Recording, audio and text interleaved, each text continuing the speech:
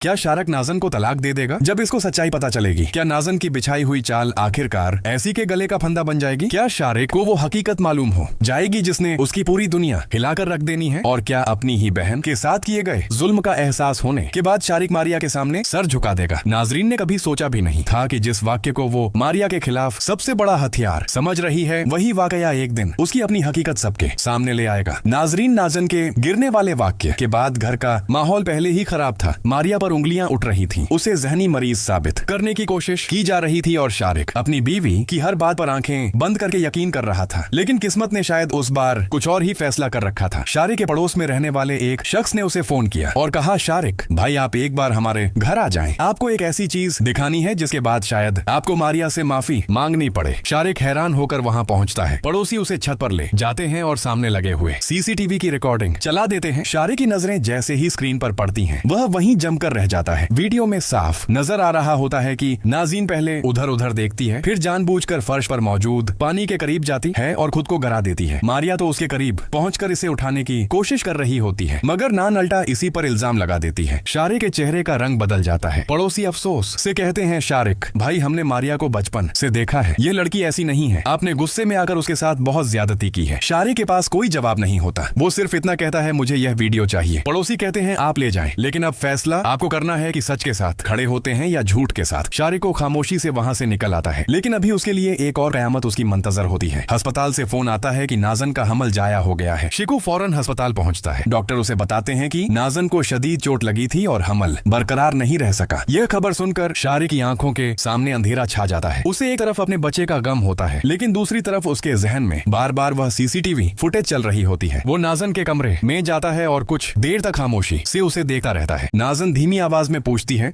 शारिक हमारा बच्चा? शारिक को जवाब नहीं देता।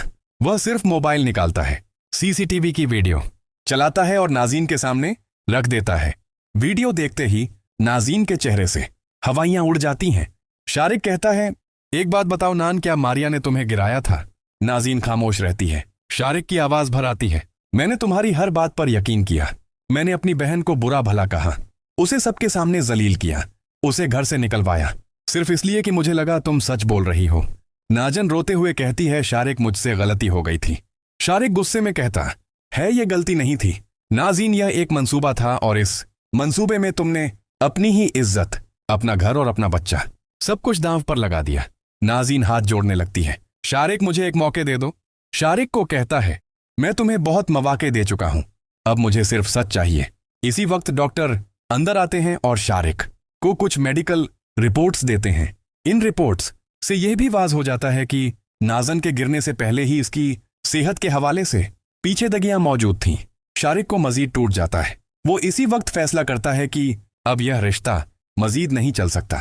चंद दिन बाद नाज़न अस्पताल से डिस्चार्ज होती है, लेकिन घर पहुंचने के बजाय शिक उसे उसके वालिदन के घर छोड़ने का फैसला करता है। नाज़न आखिरी बार घर की तरफ देखती है, जिस घर पर हुकूमत करने के ख्वाब वह देखा करती थी।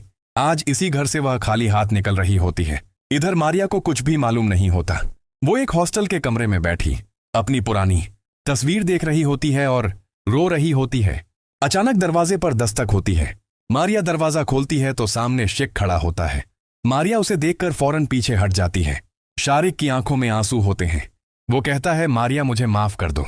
मारिया हैरान रह जाती है, भाई आप यहां क्यों आए हैं?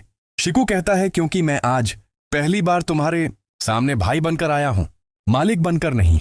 मैंने तुम्हें बहुत तकलीफ दी, मैंने तुम्हारी बात सुने बगैर तुम्हें कसूरवार समझ लिया, लेकिन आज मुझे हकीकत मालूम हो गई है। मारिया की आंखों से आंसू बहने लगते हैं।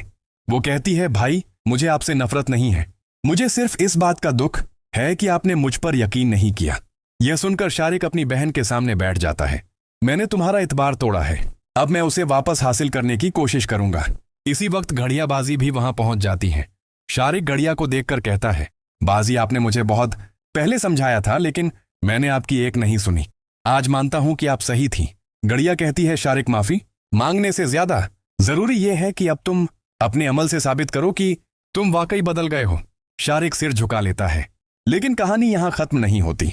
चंद दिन बाद मारिया खुद अपने भाई से एक बात कहती है, भाईजान मैं चाहती हूं कि आप दोबारा शादी करें। शारिक हैरत से मारिया की तरफ देखता है, तुम यह क्यों चाहती हो? मारिया मुस्कुरा कर कहती है, क्योंकि मैं नहीं चाहती कि आप अपनी एक गलत शादी की सजा पूरी जिंदगी खुद को देते रहें। अगर कोई अच्छी लड़की आपकी जिंदगी में आए तो आप उसे इज्जत देना, उस पर अपनी मर्जी मुसल्लत नहीं करना। शाहरुख की आंखें नम हो जाती।